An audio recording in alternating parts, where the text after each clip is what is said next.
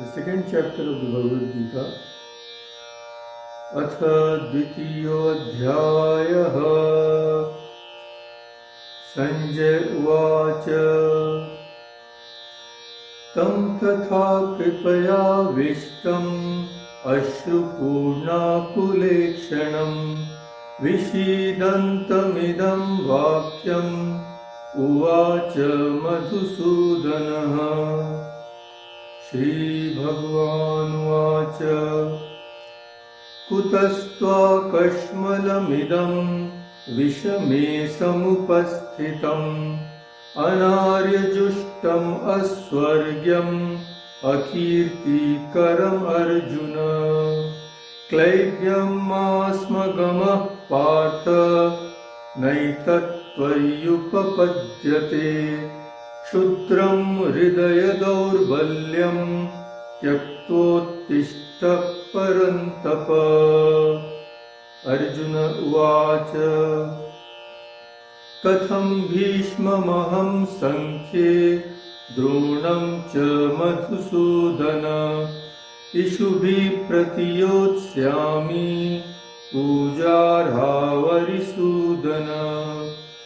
गुरून् हत्वा हि महानुभावान् श्रेयो भोक्तुं भैक्ष्यमपीह लोके.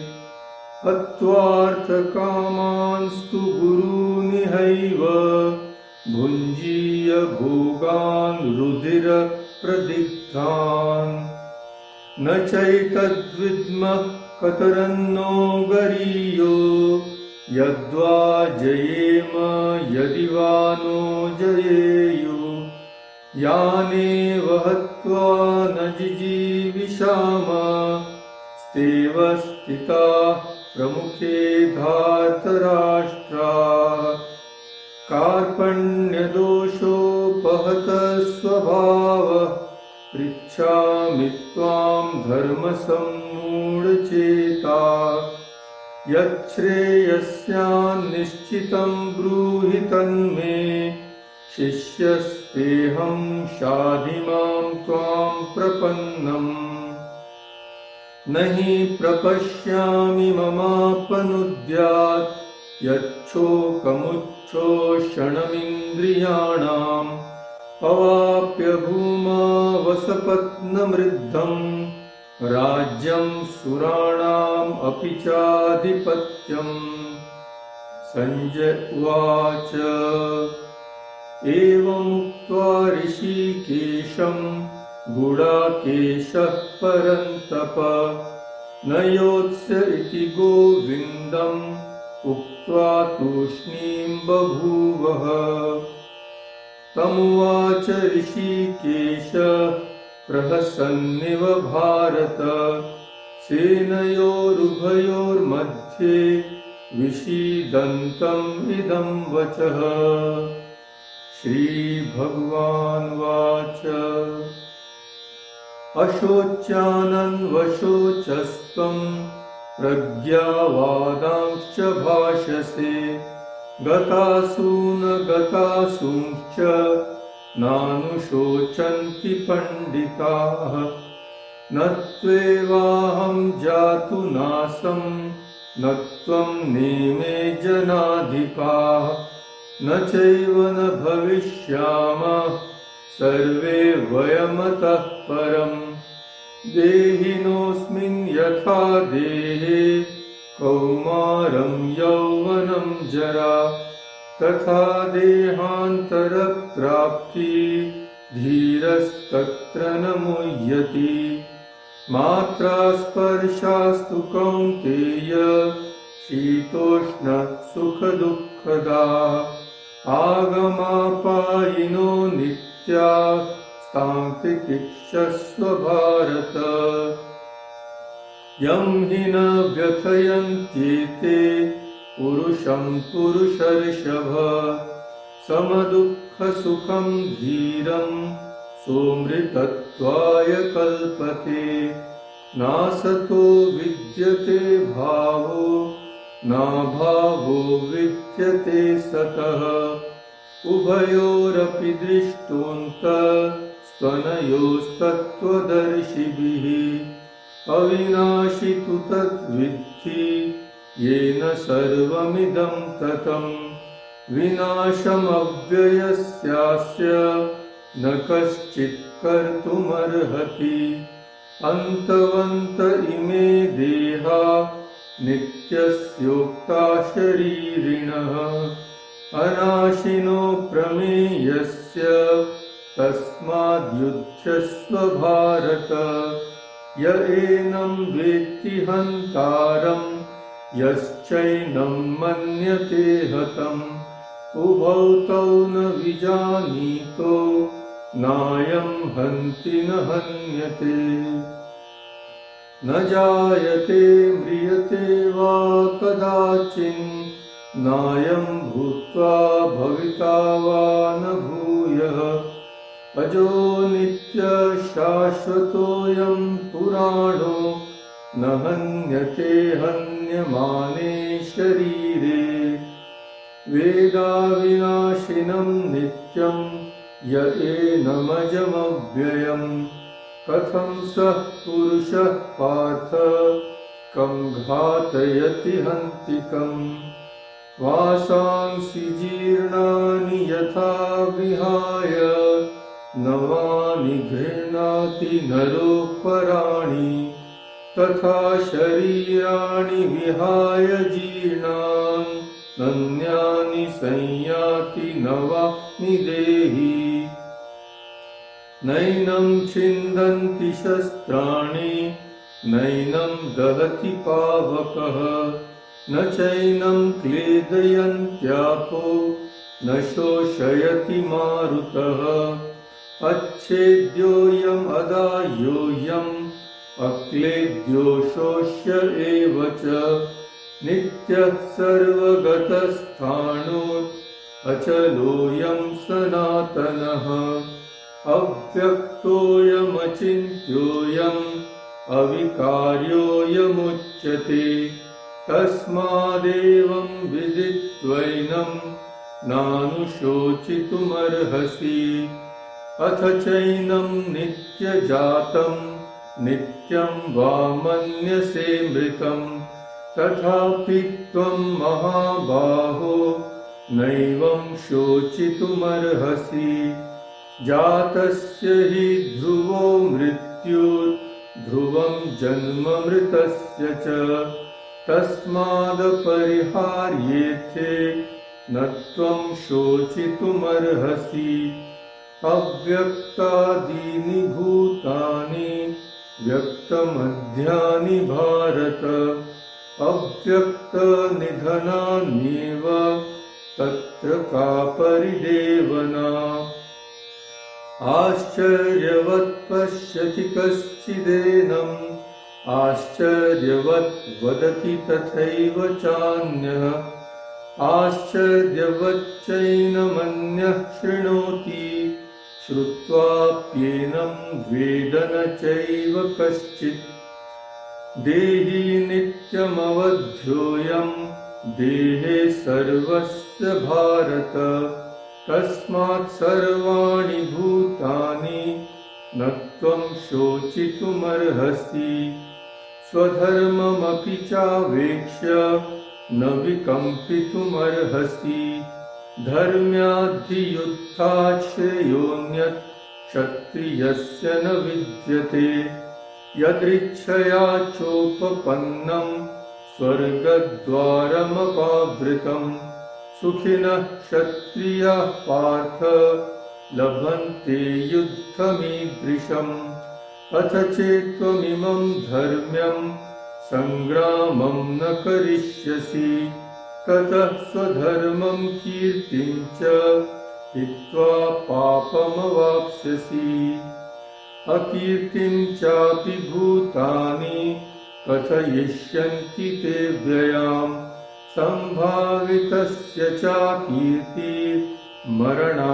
अतिरिच्यते भयाद्रणात् उपरतं मन्स्यन्ते त्वां महारथा येषां च त्वं बहुमतो भूत्वा यास्यसि लाघवम् अवाच्यवादांश्च बहून् वदिष्यन्ति तवाहिताः निन्दन्तस्तव सामर्थ्यं ततो दुःखतरं नु किम् हतो वा प्राप्स्यसि स्वर्गं जित्वा वा भोक्ष्यसे महीम् तस्मात् उत्तिष्ठ कौन्तेय युद्धाय कृतनिश्चयः सुखदुःखे समे कृत्वा लाभालाभौ जयाजयौ ततो युद्धाय युज्यस्व नैवं पापमवाप्स्यसि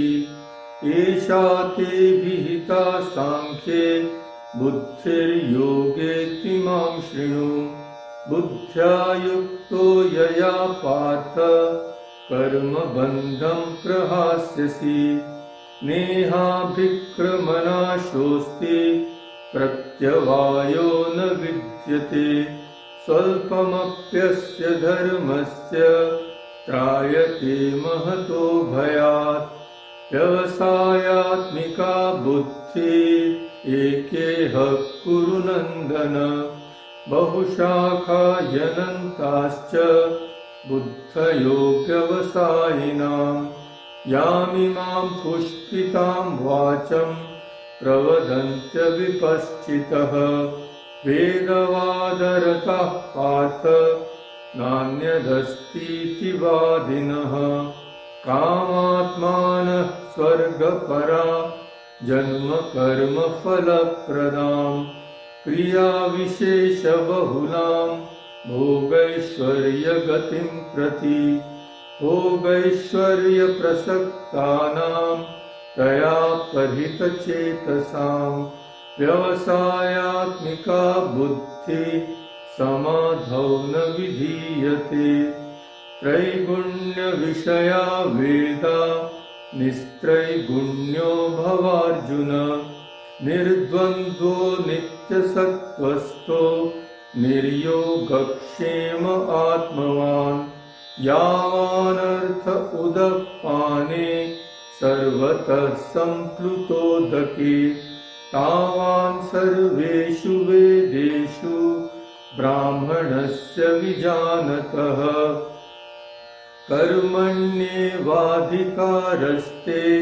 मा फलेषु कदाचन मा कर्मफलहेतुर्भूर्मा ते सङ्गोऽस्त्वकर्मणि योगस्थः कुरु कर्माणि सङ्गं त्यक्त्वा धनञ्जय सिद्ध्यसिद्ध्यो समो भूत्वा समत्वं योग उच्यते दूरेण ह्यवरं कर्म बुद्धियोगात् धनञ्जय बुद्धौ शरणमन्विच्छ कृपणाः फलहेतवः बुद्धियुक्तो जहातीह उभे सुकृतदुष्कृते तस्माद् योगाय युज्यस्व योगः कर्मसु कौशलम् कर्मजं बुद्धियुक्ता हि फलं त्यक्त्वा